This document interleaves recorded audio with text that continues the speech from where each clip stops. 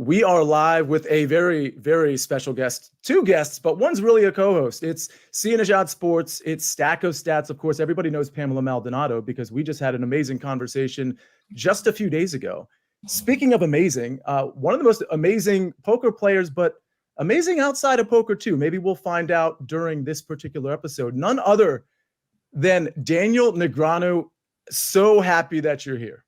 Well, I'm glad to be here, and I wanted to share one little piece of information that every single Nejad I know in the world is like a great television personality. And there's two. There's you, and of course there's Ali, who does a lot of the poker stuff. That's it. That's all I got. So I don't know if it's in your blood or what. What a great segue, because I played in the main event World Series of Poker in 2018, the first and last time I played. I'll play again, but that was my first time. I cashed, Daniel. I'm so glad you brought this up. But here's the funny part. Before I even got to sit down in the main room, you were also in that main room at the featured table. I was kind of off to the side in that main room for day one. And that year I was on day 3 of day 1. But I saw Ali Nejad, who of course didn't know who I was. I interrupted a conversation he was having with some guy in a suit that looked pretty important. And I handed him my ticket to the WSOP main event. And he's kind of stunned that I interrupted him. And I felt bad about it. He looks at it and he's like, yeah, you're registered for the tournament. And I'm like, no, we share the same last name. So the cool part was he would kind of like go around the whole event over the 4 days that I was playing, and he'd stop at where he saw me, and he would, talk to me and give me pep talks and stuff like that. So really great guy. Yeah, no, absolutely. Big fan of Ali and yours as well. Yours. Appreciate it. And Pamela, I know you go way back with Daniel Negreanu. We talked about this with your Vegas days, right? Right. Yes. So I came from Poker Media, and so I have interviewed, chatted with, and became friendly with Negreanu for years and years, to the point where he was so gracious to lend me his golf coach. So that way I can so I could become as close to a scratch golfer as I could before I left Vegas and moved to Austin. So forever grateful for that experience, because I achieved everything. I ticked every box in Vegas for golf before I left. So thanks, Negreanu. No, keyword was loan, because I needed him back. Yes. I never got to keep him, but he helped me out in the interim, and it was a lot of fun. I played every single course in Las Vegas and around the area, and it was in partly because of him. I wanted to crush every course, and I did. Except one. There's one in my backyard called Six Aces. Oh, okay. Well, where's the invite, man? Well, that's right. Yeah. So you got to work your way up to that one, though. That's yeah. And Daniel, you live in Vegas currently, right? I have been in Vegas for over 20 years now, well over, like 25 years. So one thing that struck me, and I think this is a good place to start, because for those of you that are watching that don't know, we want to talk maybe a little bit of poker. I'm sure there's a poker story or two that we're going to have when we have this discussion. But Daniel, like, the really important thing for me when I have people like Pamela on last week and other guests that I've had is kind of finding out who the person, like you in my estimation, I know how humble you are, but you're sort of at the top of that poker mountain. Maybe you don't think you're at the very top, but I think we can all kind of understand that you're pretty darn close, if not at the very, very top. So my point is I kind of want to know about the man behind that, and maybe the work ethic and the habits that formed, and frankly, some of the adversity that you faced where, things didn't really go your way, and how you kind of rebounded from that. And the reason I want to talk about that is because the whole point of Sia and Nejad Sports is to arm people with the tools that maybe they can use from this show or a previous show and say, hey, maybe I can apply that to my life. Maybe it's not poker, of course. Maybe it's something with their own occupation or their family, but that's sort of where this show, that's where the goal of this show is. But I got to ask you, just from the top, you're such a friendly guy, but you're also friendly at the poker table. I find that really interesting, because you could vouch for the fact that probably 90% of the people that are at the poker table with you, especially the guys at your level, they can be cantankerous, they can be intimidating, they can be just not affable or just sociable like you are. How do you maintain that? Because to a lot of people, it's like maybe you're giving information away, but also you can't zone in when you're friendly like Daniel Negreanu. Well, here's the thing. I'm a big believer in authenticity, and whatever works for you works for you. And poker is, a lot of people drawn to poker are those types of people that you talked about, very to themselves and quiet and reserved and really want to focus. That's not who I am in my regular life. So for me, translating that to the poker table is just natural, right? So now what happens is I'm in my element. I'm talking, I'm chatting or whatever. And those others maybe are out of their element, especially if the cameras are on when I'm on a TV table or whatever the case may be. So it kind of works hand in hand. It's just naturally who I am.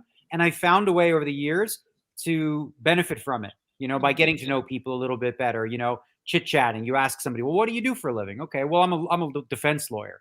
So my thought is, all right, this guy bluffs because that's what he does like for a living, right? And then the next side, what do you do? I'm a Sunday school teacher. Maybe she's uncomfortable with lying and bluffing. So who knows? You know what I mean? There's like subtle little things you can learn about people just by getting to know them outside of the game.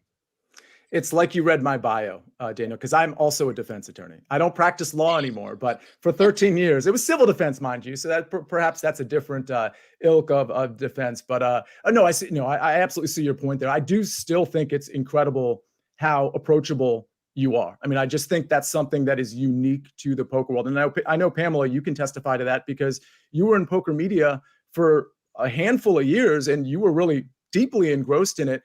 I mean, correct me if I'm wrong, but Daniel Negreanu is kind of a needle in a haystack when it comes to that, right? I would say that there's more than a few people in the poker industry who are needle in a haystack. There's a few of them. But yes, I'll blow some steam to you, Daniel. One of the things that I've always said and vouched for was who you see on TV is exactly who you see in person. And that's one of the things that I've always respected, not just with you, but the people who do take the time. Doesn't matter what table you're on. It doesn't matter the stakes. If somebody wanted a photograph while you're in the hand, maybe not exactly in the hand, but on a table, you go off to the side and you photograph every person and you autograph and you say hi and you say hello. And that's just always appreciated. And that's something that's it's so undervalued, not just in poker, but like in society now, because we are so glued to like, nobody knows how to be personable and human anymore. So it's like, you have no idea how easy it is just to say hi to somebody. Oh, and it changes their entire day. And so that's one of the things that I appreciated most about you from the poker media perspective, because my job was to see everything. So I got to see it on the sidelines pretty often. So I appreciate that. Yeah, I want to share a cute story about that too. But before I get to the story, so for me, it's always been important because I realize like this person that drove in from Montana, they're going to see me and they're going to see me one time, right? So whatever impression they have of me is going to be based on that short interaction that I have with them, right? And if I'm having a bad day, I have to realize that someone in my position, I don't really get to have a bad day with them. I can go to my room later and freak out and, be upset. But in that moment, it's important for me to sort of give them a good opportunity. And I want to tell you the cute story because this one is interesting to me. And sorry if I'm killing your show, but I think this no format whatsoever. No format whatsoever. Yeah, I had a woman come to me. She was on the rail. And she came up and she was drinking a Coca-Cola, and for lack of better, I don't know the proper way to say this, but she was overweight, a little bit overweight, right? Or she was overweight, okay? And so I just chatted with her a little bit. I said, "What's that in your hand?" And she said, "Oh, that's a Coca-Cola." I said, that stuff's no good for you, da da da.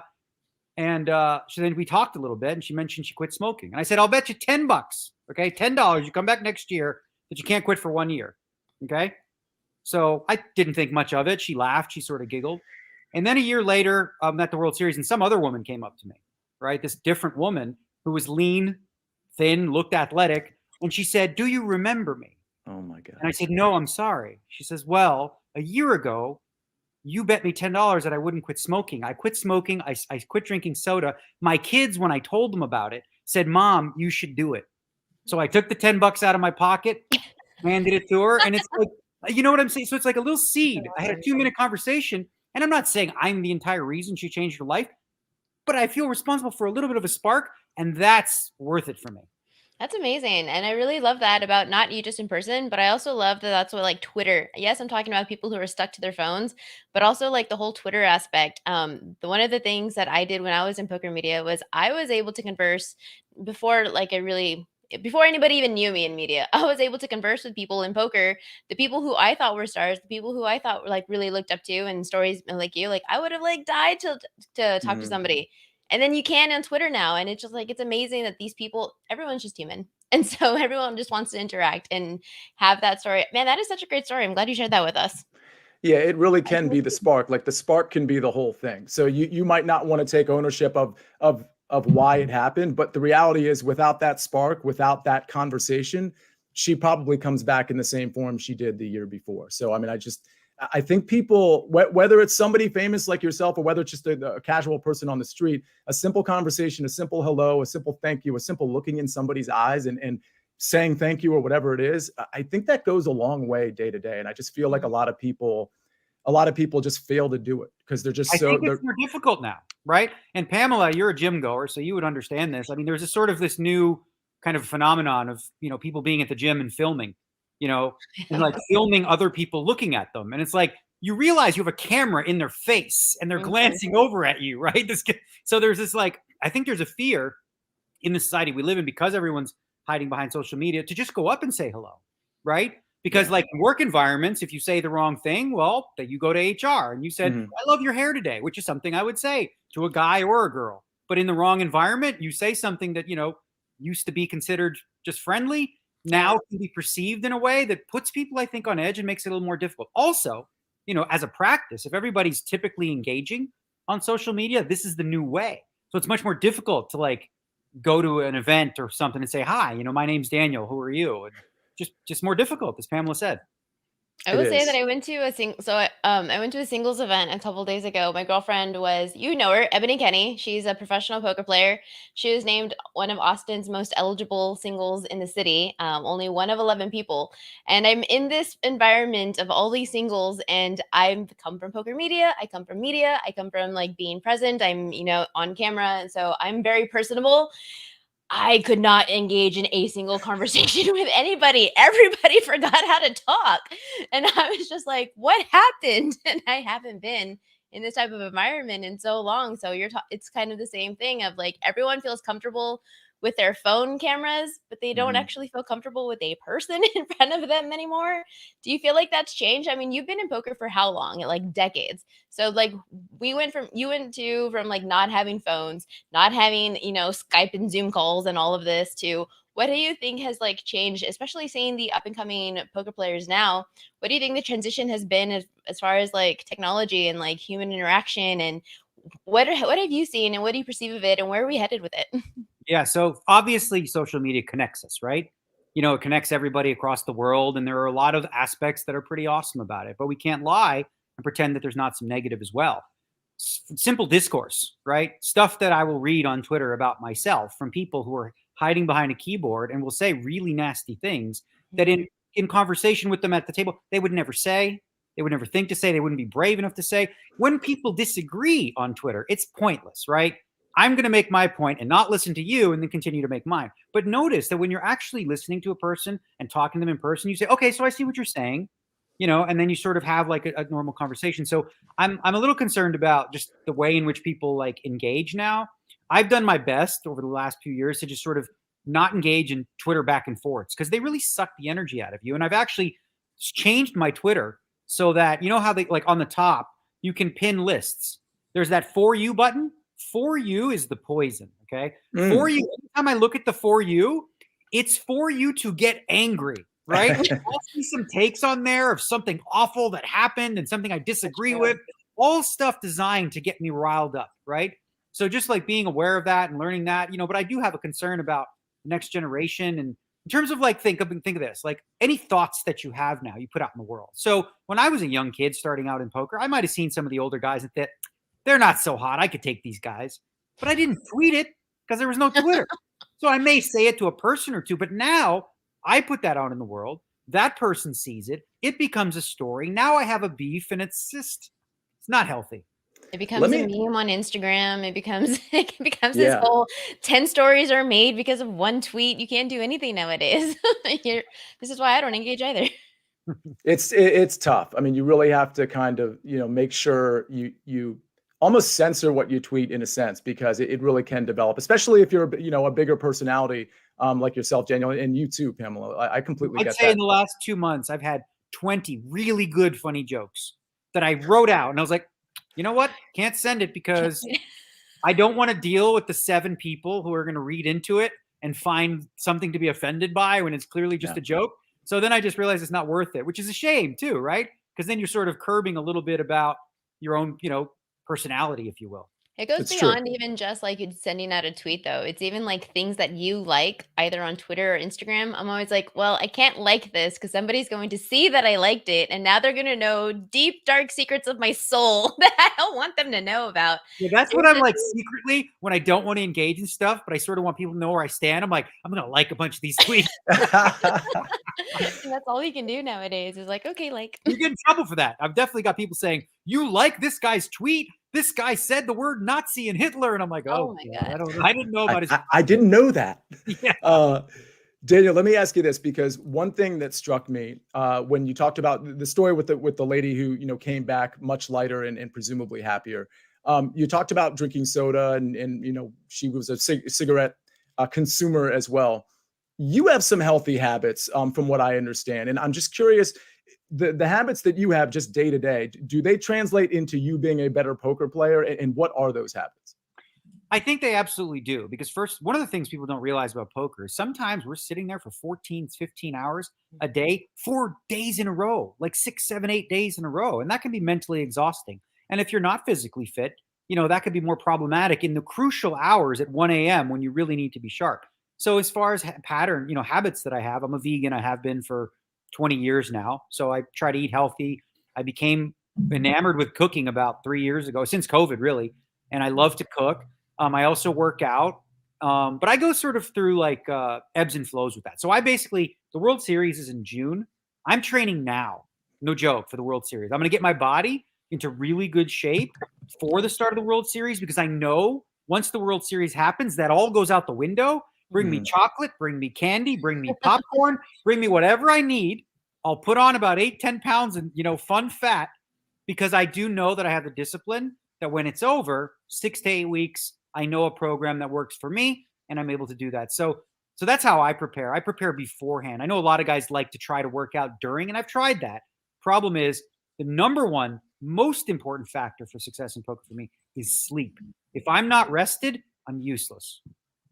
Yeah, and Pamela and I had that conversation last week too. When it comes to bodybuilding and really whatever the endeavor is, if you don't let your body rest, you're not letting your brain rest either, of course. But that can lead to just a lot of trouble. And in the poker world, I would imagine that leads to how is the sleeping though? Because here's the problem with poker and really a lot of jobs, but especially some of the stuff that I'm in personally, where I bet a lot and give out some betting advice too, and that can be really deflating.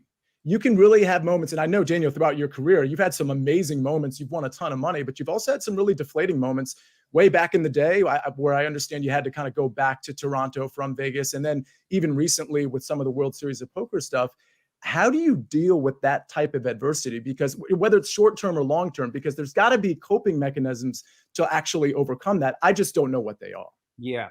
Well, I would say, again, I think for me, the reason I've been able to be successful is one word, and that's resilience. The ability to get kicked in the head over and over and over and wake up every morning and say, I'm ready to do this again. So my process typically is this. I'm a big believer in if you try to put things down here in your belly, they don't go away. I think it's important, first and foremost, to experience the experience you're experiencing, right? So what I'll do is after a bad session or things have gone bad, I will vent to myself. I will say, I mean, this stupid idiot over there, he doesn't know what he's doing. He played a 9 and a 3 offsuit and cost me my money. And what am I going to do? And I allow myself to sulk, if you will, right? I feel the experience. And then next thing I'll do is I'll actually be present to what am I physically feeling? My heart's racing, my feet are tapping, my blood is boiling. What am I feeling? Anger in this moment, right? And then I let that subside. And then I say, okay, what do I want to choose now going forward? I want to choose to be focused. I want to choose to be engaged. I want to be determined, and I want to be at my best, right? And with practice, that works faster and faster. But resilience is not something that is easily attainable for a lot of people. And in poker, for example, if you play poker tournaments, you play 100 tournaments, 98 times, 99 times, you're going to lose all of your chips. You're going to get knocked out and lose and lose and lose. So that can be really difficult for your average person. I've always said that people always ask me, because I'm in sports betting now, and people always ask me like, oh, you seem like you're so successful. I have lost, when I first got into betting, I lost a lot of money because I was non-disciplined. I didn't know what I was doing. I knew how to talk about information and talk about a line and whatever, but I didn't yet have the mental capacity to handle it. I told him, if you want to get good at sports betting, you have to play poker because you're going to learn really quickly what it's like to lose a lot of money in a matter of seconds and what it's like to win a lot of money. And then, of course, be disciplined to build up a bankroll. So I always attribute my success in sports betting from poker. Do you think that the two are so related? Because I know you yourself got into sports betting as well for hockey. So I know my relationship with it. What's your relationship with the two intertwining? No, they're definitely tied. And I started betting sports when I was in my teens and, booking and betting and all that stuff as a kid in Toronto. But there's definitely a lot of parallels. And the one thing that you learn from one from the other is that sometimes you will do the exact right thing and still lose, right? You play poker. I put all my money in with a pair of aces, which is the best hand. Somebody puts it in with a pair of jacks. I'm 82% to win. But guess what? 18% happens sometimes, right? Mm-hmm. So even when you like with sports, obviously there's many games I've had where I had the right side, I was getting like plus 300 on a hockey game and it went to overtime, went to a shootout, right? And, I happened to lose the shootout. But it's really important to sort of focus on the journey and the decisions rather than the result. And that's difficult for people, right? Because a lot of people are short-term thinkers, right? So with poker, an analogy might be somebody folds a king and a 4, which isn't a good hand. And they look at the flop and it was king, king, 4 and think, I should have played that. No. You shouldn't have played that because that's not the right play. Or, you see an upset that happened in sports and you're like, I should have bet on them. Like, no, you shouldn't. That was a miracle. That was going to lose 9 out of 10. So also too, there's the issue of tilt and steam, right? In poker, when you're losing, it's very easy to fall into a trap of just, playing to chase the money. And I know a guy who bets sports, and I remember, he was always in the chase mode, right? Like, he couldn't just put the brakes on. So he liked 3 games and those didn't go well. He'd find a 4th game that he didn't really like, but he thought, well, this is my shot to get even. So that's sort of discipline, like you said, and really just, I think, having a plan, trusting your numbers, trusting your system, whatever that is. If you have a model or whatever, look at it, have faith in it and, make whatever tweaks you have, but do so from a place of, calm knowledge rather than anger and chasing and lack of discipline. Did it take you a while to cultivate the manner in which you deal with adversity? In other words, you've been at this for quite some time now. And I'm just wondering, did you always have that in you to vent to yourself and to just be able to dismiss it the next day? Or is it something that over the years you've kind of grew some calluses, if you will, and now you're able to deal with it in a much better way? And the only reason I ask is because I think there are people out there that are listening or are going to listen, and they're going to be like, well, yeah, that's easier said than done, but I don't think I can do that. I don't think I can get over it that quick. And I'm just wondering where you're at on their perspective. I'll tell you what, it's a really interesting question because it's sort of something I always did, like instinctively. But as I got older, I started to learn the mechanics behind it and started to learn like, oh no, this is a real thing. Like this is actually going to help me and I'm actually going to enhance it and do it better. And one of the things that I do is I have a little coaching session with myself. I'll go over, I'm like, all right, I had a goal. I didn't reach it. What worked? What are the things that I did that worked? Okay, going to sleep early, eating right. What didn't work? What are some things that I can fine tune? And what are some things that I can work on for the next, the next goal? Or maybe, if it's a fitness goal or something, okay, maybe if I didn't reach it, let's look at the plan. Did I need to eat less calories? Did I need to lift more? And there's always that, internal dialogue of saying, all right, be honest with yourself. Even when you win, I think, it's important to say, all right, what worked? What could I have done better? What could I have done differently? And that's where I'm a big believer that mistakes can be the most valuable thing in the world. Like you call it like a breakdown in your life. You call it a breakdown, a mistake. The mistake is not learning anything from it, right? Yeah. If you have these things that go wrong in your life or mistakes you make, and you really have a moment to be introspective about it, so that the next time you're faced with a similar situation, you go, I'm too smart for that. I'm not going to do something stupid here because I know better. I don't take L's. I take lessons. Nice. Yeah, that's a great way to redefine the L. I love that. So I love that you said that, though, that you do coaching sessions with yourself, because one of the things that I like to iterate in sports betting is if you want to bet, cool, go back and think of why it worked out. If you lost a bet, cool, go back and think of why it lost. Because you said it earlier, like, okay, you made a bet on something. Were you lucky, or is your reasoning for taking that exactly why it worked out? And vice versa. Did you get unlucky by a mixed extra point or whatever in football? And that's why you just like narrowly missed out on your bet. So I translated a lot to poker. Again, I always go through hand histories in tournaments and cash games. I write it down on a piece of paper, hand for hand, what happened and what the person had and what he was looking, whatever. Write my notes, and then I go back and I study. Why aren't people doing that also in sports betting? And this is why I say it's so tied to poker as well, because you should be doing hand histories with your sports bets and figuring out why it worked and why it didn't, so you can be better for the next one. So I really do love that you said coaching session with myself, what worked and what didn't, and then review from there. I want to quote you because I was listening to a podcast recently. I think it was forgive me if I'm pronouncing this wrong. It was Lex Friedman. You did what was it, a year ago or so? You did some sort of show with him, and you said something that really struck me. And it was, you have to have the humility to be introspective. And for the record, I think that applies to sports betting, but it applies to life as well. And I think it kind of goes back to what we were talking about from the outset with people not being able to engage. I think people have an inability to be introspective. They literally can't bring themselves to take the time, whether they're talking politics or sports or whatever it is, take the time to be introspective. And I wonder, I find you to be, and I like to think of this, of myself in this context to some degree as well, in terms of being really highly analytical at a poker table. I wonder if it's your analytical skills on the poker table that have also provided you something outside of the poker table from a perspective and empathy standpoint. And again, maybe I'm just making a false parallel here, but it seems to me that you're so analytical at the table, just identifying every little nuance that is occurring.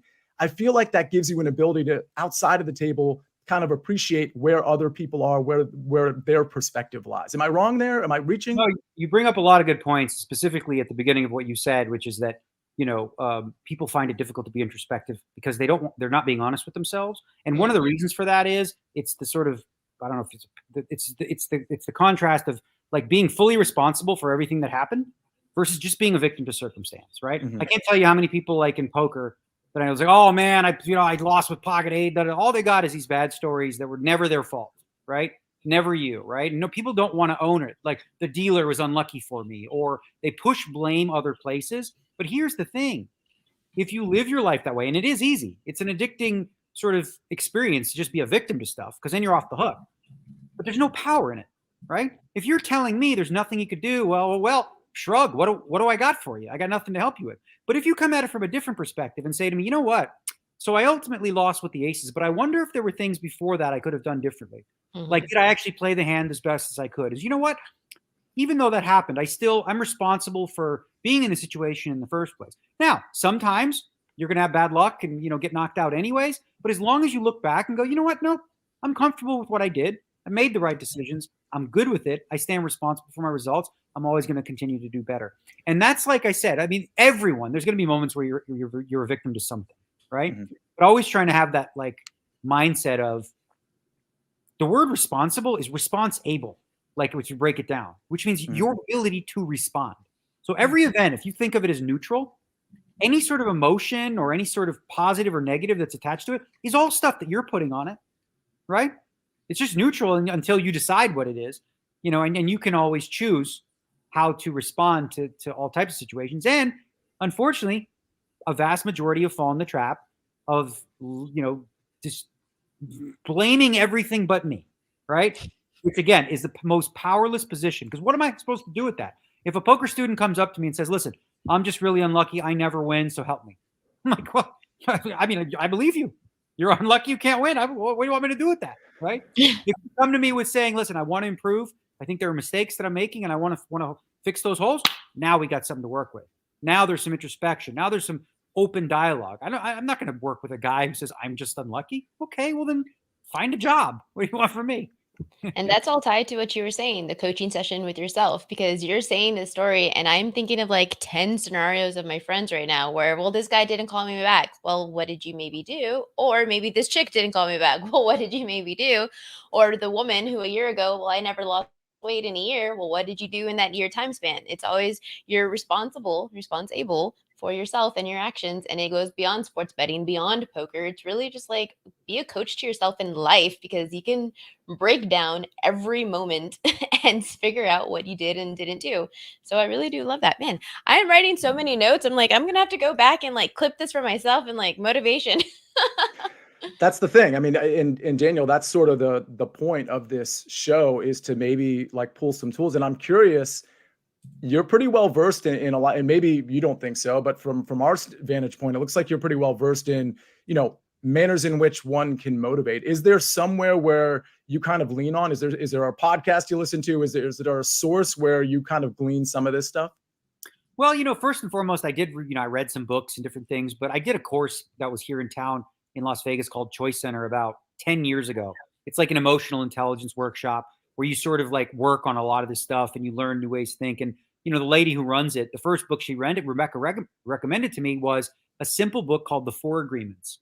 It's a book written by Don Miguel Ruiz. And essentially it breaks down to 4 simple things to live a life that's worthwhile. And I'll give you the 4 because it's quite simple. Number 1 is be impeccable with your word to yourself and to others. Imagine you lived a life where you did everything that you said you're going to do, right? That's like right there, there's power. Number 2 is don't make assumptions. Like Pamela was talking about, this person just didn't call me. He's like, reach out and say, hey, is there something that I did? Don't make assumptions. Number 3, don't take anything personal, really. Someone says, you're this, you're that. That's their opinion. It doesn't actually have to be true. And if you allow it to soak in, it hurts you. And number 4 sums up the other 3, importantly, and it's do your best. Okay. So you're going to fail at all 3 of those things occasionally, right? But just do your best. So let's say, for example, your word, you said, I'm going to run 5 miles a day, every day, right? Well, you wake up one day and you don't feel well. You're sick. Okay. Just do your best. If you're constantly doing your best and thinking about those things, it leads towards it's a responsible version or responsible way to live. So yeah, a lot of the work that I did was there at Choice Center, and I still am very friendly with the lady who runs it. And it was for me, in a lot of ways, it was actually life-changing because it really instilled a lot of these kind of concepts into my mind that I could translate to poker very easily. And Pamela, I know you can attest to this, and it sounds super cliche, and I know it does, but truly, like, the path to success involves so much failure. If you're not failing, you're actually not on the right road to success. And I think, Pamela, you gave a really good example when we spoke last week with your back issues. Well, you actually gave a lot of examples, but when you hurt your back, like, that was in some senses a failure because you couldn't do what you wanted to do anymore, but you picked up, you rehabbed, you became a bodybuilder, an extremely successful one when you competed. And those are the things that I think a lot of people in those moments, they'd be like, well, I guess I just have a bad back. And sometimes, for the record, that's true. Okay. Mm-hmm. But there's also those other things you can do to motivate yourself to get past that. And that truly is, in my opinion, the path to actually succeeding at something. Well, Daniel, that's why I want to ask you, like you're talking about right now, getting ready, you're training right now for the WSOP. You're 48 years old, and there's a lot of people, not that that's old. I said it in a way that it was. Shots fired. It's not old at all. 40 is the new 30. But there's just like a lot of people that I speak with or like send me a DM and they're like, oh, I'm already 50. I'm already 60. I'm already this age. I have this problem, this endurance. You're 48 and you're still mentally motivating yourself to do the hard work for the next few months because during the summer you're not going to be able to. Aside from books, aside from people, like what is it that you're doing for yourself to motivate you to get this type of physical achievement done in such a short span that's going to translate to somebody else who's maybe definitely not as in a better position because you're starting out with like you're still young, you're in a good physique, you have good health, but somebody else who's maybe not, and they're looking for a starting point. What is your advice to those for a starting point? Yeah, well, I will say my end point is I'm a very anal and very regimented. Like, so when I come up with a plan, like I literally count calories. Like I cook myself, I measure everything, and I know exactly what I'm eating. I know I have a workout plan. So, and I have spreadsheets. I'm very nerdy in that regard, but I realize that's not something that is that introductory. That sounds too overwhelming for a lot of people. They're like, I don't know how to start there. So I think like the best approach really, it's that, what is that saying? Every 3,000-mile journey starts with the first step, right? It's that simple. I think it's just like adding one little new thing that you're going to do. So let's say you're going to take a 20-minute walk. And most of us, as long as your legs are working, you can do that, right? And what you'll find, I think, is when you start down that journey, and, Pamela obviously has reached the pinnacle of that journey, the more you do it, the more it becomes a habit and the more you want to add to it, right? It starts to become kind of like a positive addiction where you're like, oh my God, I'm starting to see results and I'm starting to really feel good and all those types of things. So I think like probably the first thing I would say to people is like, don't worry about my spreadsheets and my counting calories and all this kind of stuff. Start with something small that you can do each day that you're not doing now, right? And then as you start to get accustomed, comfortable with that being your new routine, add more stuff until you're doing it. Yeah, Well, and what? Go ahead, Pamela. no, go ahead. I was going to Uh, kind of translate. No, I was going to say one thing that we talked about on previous shows was holding yourself accountable by maybe writing that stuff down. And Daniel, I don't know if you do that as well. Maybe you just have the plan in your head and you execute it. But I think a lot of people have found, whether you're reading, a book like Atomic Habits or just talking to anybody who can consult on this, I think writing it down holds yourself accountable. Is that something you do, or you put it in your phone, or you just kind of have it in your head and you execute?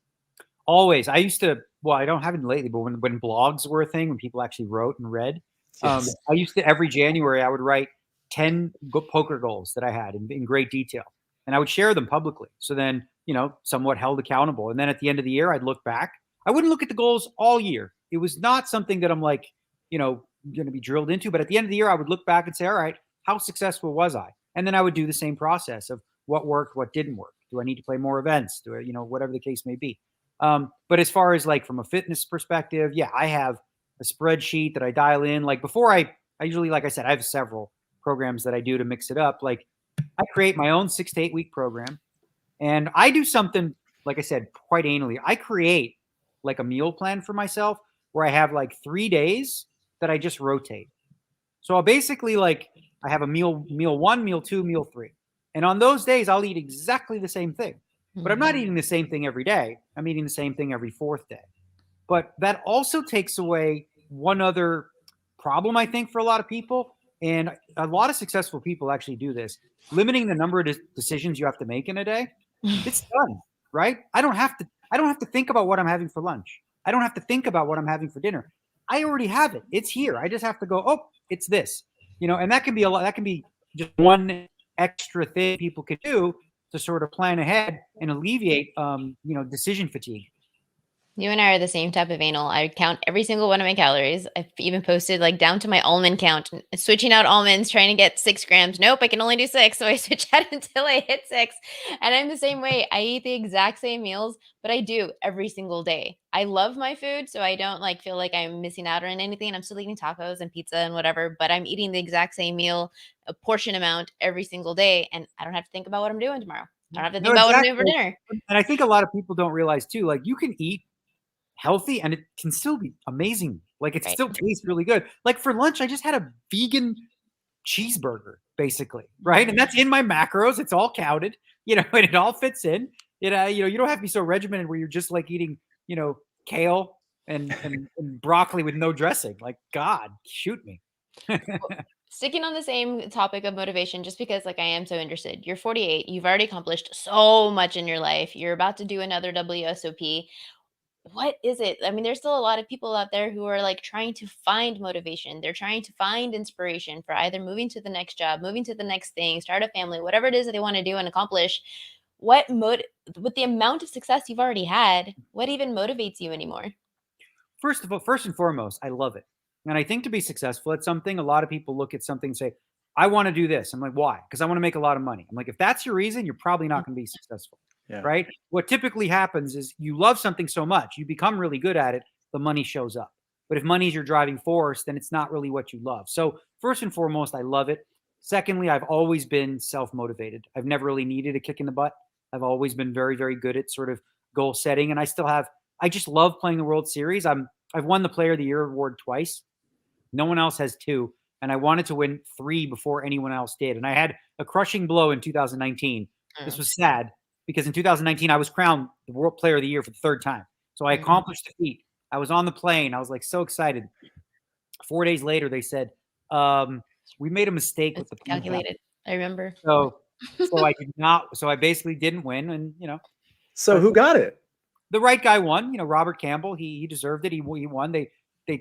Nobody noticed the count was off, and then all of a sudden we looked and we're like, oops, he actually won. I came in 3rd actually. So, but yeah, so motivating myself has never been a struggle. I really enjoyed. Like this year, I'm even more motivated. I'm playing all the Poker Go Tour stuff, which is here locally. I don't really travel like I did. That's one thing that's changed in my life. I used to go from stop to stop. And I find that can be more difficult to live a balanced, healthy lifestyle. Traveling from city to city, you're not counting calories. It's not quite as easy, when you're not home. And so now my travel is minimal to none. I want to ask you, because you said you've always sort of stayed motivated. I'm just really curious. This is I think a question you've probably received before, but if Daniel Negreanu didn't stumble into poker and completely dominate it, what would he be doing today? Well, a lot of different options. I always felt like I'd be pretty good at whatever I did. And when I was very, very young, before I found poker, I thought I was going to grow up and be an actor and do television and write and create film and, that sort of stuff. I ended up being on camera for something very different with poker. But that was always something that was sort of a dream of mine as a kid. And then I found poker as a teenager and it just hooked me. And, we put the acting on hold forever. Well, to be honest with you, I think you've been acting the whole time, right? I mean, those skill sets mirror each other to a large degree, right? Sure. Yeah. It's funny you say that because I've played some celebrities and actors, and it's interesting how they naturally are good at bluffing and creating facial expression. Like I remember the first time Tobey Maguire got me. He got me in a game where there was a situation where, he'd made a bet of $3,000 and I started to count my money, right, to pay. And he almost turned his cards up, like to show me. So when someone does that, that means they're excited, they're happy, they have a very good hand. So I was like, aha, gotcha. I throw my hand away. He showed a complete bluff. So he acted his way into stealing a pot from me. So yeah, there's definitely a crossover. That's amazing. And can we stay on this for a second? Is there another maybe celebrity story where they got you or you got them, and it's just interesting because of the person who it was? Well, there's been a lot of celebrities that have come and gone, and in poker, it's a pastime that's popular, and in LA home games and things like that. I'd say the best of them is Tobey Maguire. He's the one who really just fell in love with it more so than everybody else. I had an opportunity to play in his home game a couple times with guys like Leonardo DiCaprio and stuff. And I remember one time playing like his chips at the Commerce because he went to the bathroom. He said, "You can play my cards." I'm like, "Well, yeah, I'll probably do fine with your money," and I won him a few thousand, I think. So, but yeah, I mean, I don't really play in those games much anymore. That was many years ago. Are you still playing golf? I haven't been golfing, but I plan to. It was snowing today here in Las Vegas. So not It's yet. 90 degrees in Austin right now. We just had an ice storm a week ago. Yeah. I was suntanning 2 days ago, and now it's that's funny. Do you follow golf? Because Pamela and I, we are analysts for the the PGA Tour among other outfits. Well, I should say among other sports. But I know golf. Pamela had mentioned that golf is something that you're interested in. Do you actually like watch it and follow it? Have some players you bet on for that matter? If I ever bet, I would ask my guy Christian, because Christian is a diehard, and Christian, I think that he might be one of 5 people in the world that has seen every one of Tiger Woods' shots and like ever. Like he's a big fan of his. So when I did Tiger Jam and met Tiger, I brought Christian along because he was a big fan, and that was a big moment for him. But yeah, Christian's really, really smart and dialed in. So if I were to ever make some fun bets for any of the the majors, I would ask him, like, does this course play well for this guy, for that guy? He understands the game at a high level. And I think like betting golf, and you guys obviously, do this, understanding like how a course and how conditions are going to benefit or hurt somebody versus the line is where the real value is, right? Mm-hmm. Like you take a guy who just, isn't very long, but he's very, very accurate. Right. And then there's a course that's very narrow and there's tons of trouble. Well, all of a sudden his stock rises, right? He's like, oh, his driving distance is lowest on the tour, but look at the accuracy, right? Mm-hmm. So there's, I think that would be fun. Obviously, I mean, I imagine you guys enjoy it, but take it very seriously. So it doesn't get lost in translation. Christian is one of his good friends who was his caddy, who I borrowed. So Yes. I become his catch helper. He's the loner. Yeah. The loner caddy, and he did really, really good things. I wanted to ask you about golf and how it relates to what we do. Of course, we're betting it, but what was maybe like a story or two on the golf course that you could tell us? Well, I tell you what, my favorite form of gambling is golf because it's different than poker. In poker, like you put your money in, you have to depend on the cards. In golf, it's you. Like, it's up to you. There's very little luck. There is some luck. You can hit a sprinkler head. You hit a drive, it hits a sprinkler head, it goes dead right. You hit a bird, it goes in the water, whatever. But like, ultimately, it really comes down to you. And I've had some really big bets. We had, multi-million-dollar bets in one spot. And this is kind of a long story, but I'll make it short. I had this huge. We were drinking one night, and I was terrible. This is when I just started golfing. I couldn't break 100 really. And so we were drinking, and someone said, "Okay, I bet you can't shoot 80 from the back tees at TPC Summerlin." I played the front tees, and I couldn't break 100. So that's a huge difference. And I only hit it with a driver like 200. That's it. I'm not very good. This is a very bad golfer. But we were drinking, so I made the bet. And then I had to travel to Europe and whatever, and I didn't really have a lot of time to play. So I had like a little over 4 weeks left, and I hadn't played. So me and Christian, 7 a.m. to 8 p.m. every day. Practice for an hour, play 18, practice an hour, eat while I'm playing, play another 18, practice till dark, right? So that 115 started to get in the 90s and then whatever. And then all of a sudden, this one round, I'm like -2 through 7 somehow. And mind you, from these tees, I still can't hit any greens. So it's all about chipping and putting. I go into the last 4 holes needing to just make bogey, bogey, bogey, bogey. And the first one's the easiest. So, of course, that's the one I double, right? And then I have 3 holes. I hit, driver, 3-wood. I have to chip and putt because I can't hit the greens. I make a beautiful 25-foot, snake putt. And now I have 2 holes left. Perfect drive, perfect 3-wood. And I'm a great chipper, but I shanked it. And now I left myself like a 100-foot 2-putt. Hit it 6 feet past the hole, made the comebacker. Last hole, there's 60 carts out. Everybody's watching because there's a lot of money on the line. And I do the same thing. Hit a drive down the middle, hit a 3-wood about 40 yards short because that's what I do. And now I'm just got to hit a nice little chip onto the green and get close and up and down. And of course, what do? I pull it again, and it's another 100-foot 2-putt. I hit it about 6 feet past the hole again. And this putt, I kid you not, as I lined up for the putt and the pressure was on, because it's this, I make it, I win, I miss, I lose after all this hard work. As I'm putting, I about fall to my knees as I'm hitting the ball. It starts to go to the right of the hole and then spins around the cup, drops in the hole. Wow. I was on my knees. Yeah. So I shot the 80 with about a week to spare. And that was probably my pinnacle achievement in golf.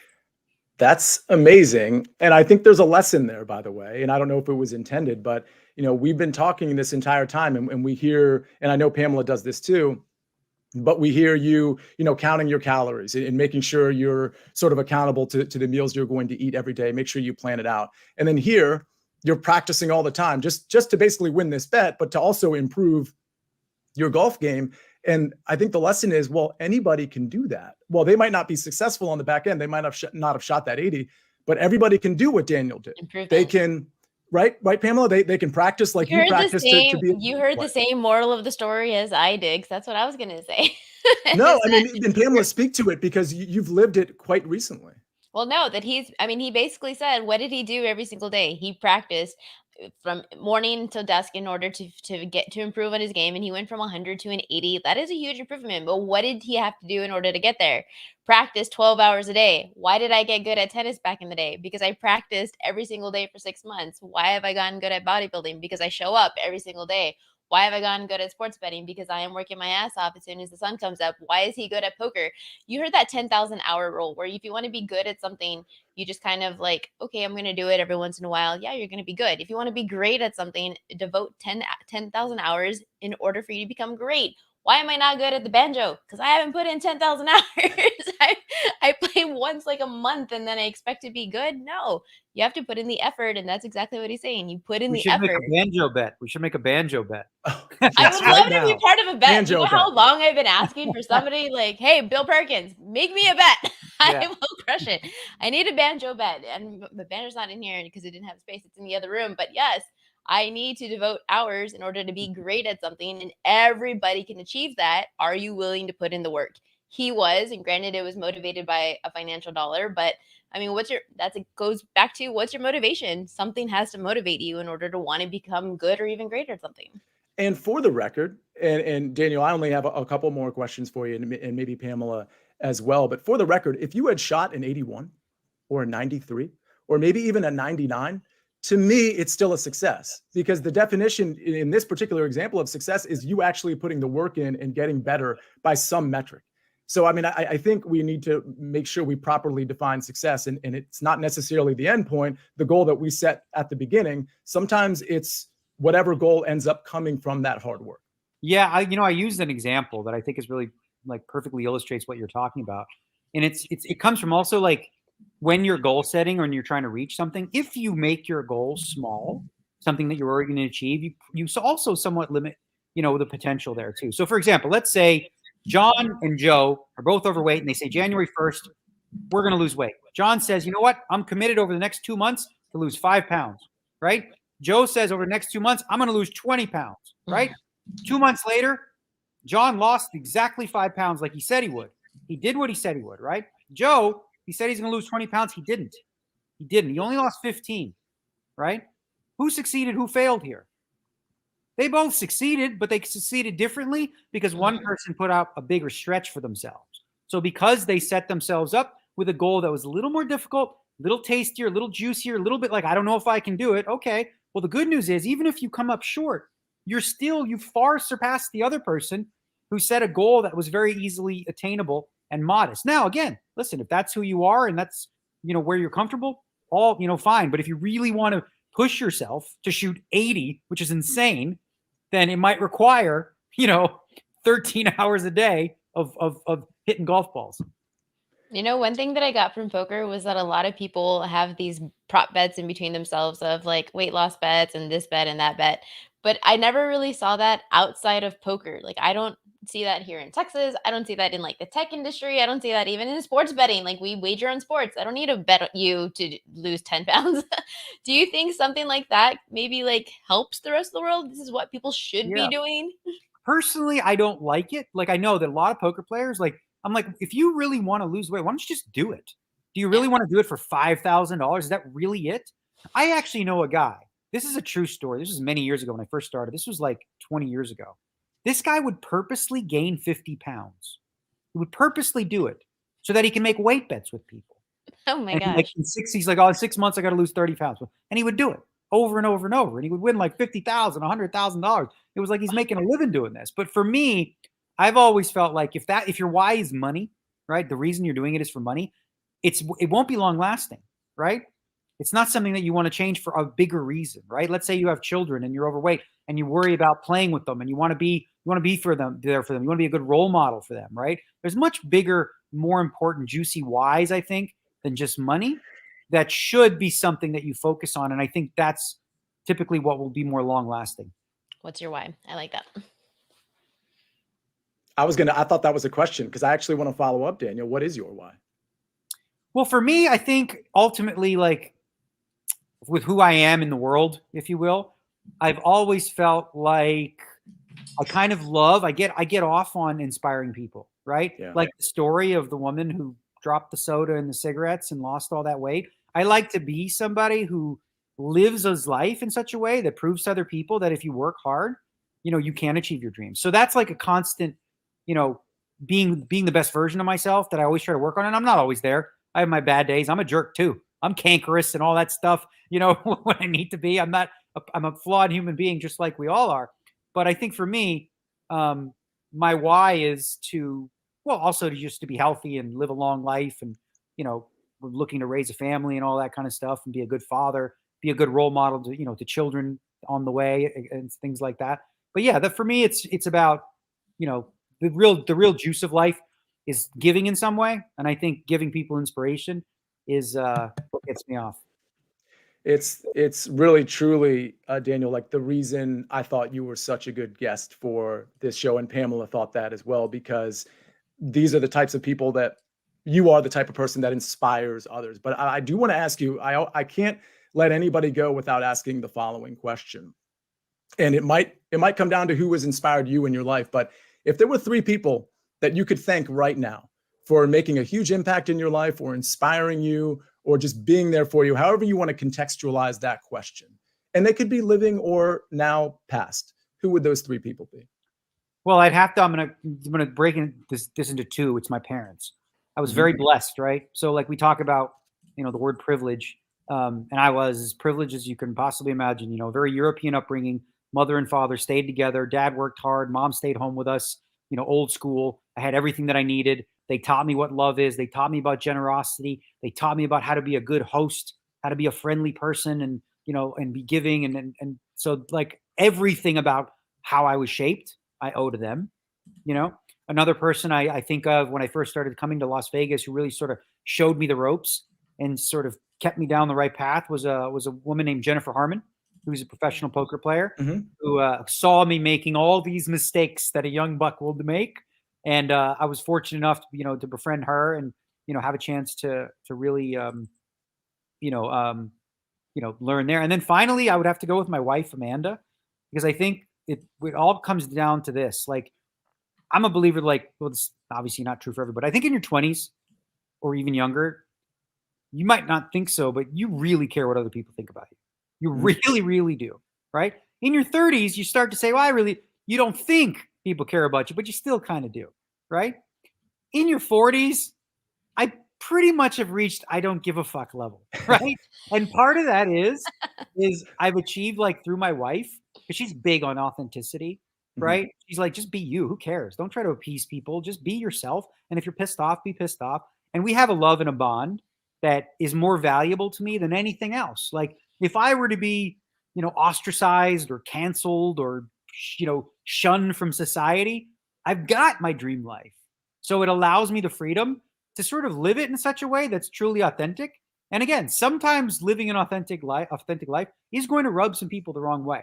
But that's a choice for you, right? Do you want to live your life in such a way where you do nothing, say nothing, be nothing, which is a quote of someone's, or do you want to live it where you risk sometimes rustling some feathers and being okay with that? And I've always been comfortable, like, talking about how I believe things are or whatever, and sharing my views, and realizing that, that's probably not the ideal idea from a branding perspective, right? Like Michael Jordan said many, many years ago, something like Republicans buy shoes too, or something like that. But yeah, I'm not, that's what I'd say. I owe her for really making me feel free to be me. You mentioned your wife, Amanda. Earlier you mentioned that you wanted to be a good father. Did I miss that you had a baby, or you're maybe No, we expecting? don't have a baby yet. We're gonna Okay. we're, I'm we're trying to gonna Google frantically, like, when did he? no, we're working on it. We're working on it. Okay. Aw, Papa Negreanu. It's gonna Yeah. be No, I mean, Pamela, that's pretty much all I have for Daniel. The problem is, Daniel, I could literally consume this space with you for a few hours, because I know a lot of people want to hear so many different poker stories, but I think the goal of what Pamela and I wanted to do today was really kind of bring out Daniel Negreanu, the person, as opposed to the poker player. Anything we missed in that regard? I think we did a good job covering the gamut. Yeah. I mean, I think we did. I mean, and I appreciate the interview, because it's fun sometimes to just kind of have a chat, right, about life rather than, the ins and outs of poker. Well, then let's have a chat about that banjo bet. Okay. I need something to motivate me for this, honestly. I'm not a banjo fan, so I do not want to make a banjo bet. Uh, A Steve Martin. guitar? Well, why not the guitar, Pamela? The I'm guitar's sorry? cool. Why not the guitar? So my grandfather is a musician. Everyone in my family knows how to play something. I just gravitated to the banjo. I'm obsessed with it. Steve Martin is one of my favorite people. The Dixie Chicks from back in the day. She, when the banjo player on that group, she is amazing. It's just a sound that I am obsessed with. While people are listening to, I don't know, like whatever music at the gym, I tend to listen to like banjo sometimes, banjo solos, because it's. I think it's beautiful. I think it's awesome, and it is a tough instrument to play. So every time I get into it, I stick with it for a couple of months, and then something sports happens. Mhm. Interesting. I've never heard that type of liking to the banjo, but you bring up music. I promise this is the last question. Daniel, your favorite music group, or musical artist, or like the go-to, whether you're having a jog or you just need to get in the right mindset. Well, lifetime, my favorite is always going to be Bob Marley and the Wailers, right? Ooh. I just grew up with it. I was always into reggae as a kid. I would say of the latest ones, because this is a new group, and I don't know, I'm not really a big music person. My wife, Mhm. Amanda, is, but the group, I love them. They remind me of the Red Hot Chili Peppers in a lot of ways, and they're called Måneskin. They won that show Eurovision or something like that. They're an Italian rock band, which isn't even my genre. I'm like a reggae rap guy, and these guys do like, I'm sure you've heard some of their music if you haven't, but you've definitely heard it. I don't want to sing it. I'm not a singer. Måneskin, Maneskin.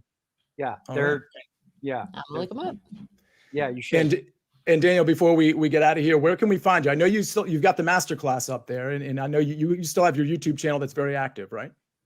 Yeah, my YouTube channel. If you type my name in, I'm sure you can find it. Masterclass.com is where I did sort of a in-depth poker course, if you will, that a lot of people really, really enjoyed. It was really well received. And then, of course, on Twitter, that's where I'm most active, which is Real Kid Poker. I do Instagram, but hardly ever. I'm just my Amanda. She's right here right now. It's like I suck at Instagram. She's like I post a picture and it's blurry. I'm like, guilty. Same thing with me. Yeah. Same thing with me. I totally get it. I'm a Twitter guy. I don't get Instagram. There's like I don't know where to go with Instagram. Yeah. I've never had a TikTok and don't ever plan to. So. Fair enough. All right. Well, Daniel, thank you so much for the time. We really, really appreciate you. Everybody go follow Daniel if you're not already. You probably already are. Definitely subscribe to Pamela's YouTube page, which is Stack of Stats, and mine, Sia and Nejad Sports. We're going to have a lot more content coming to you. But Daniel, I can't tell you how much I appreciate the time you gave us and the perspective you gave us as well. Well, it was a blast, guys. I appreciate it. Awesome. Peace out.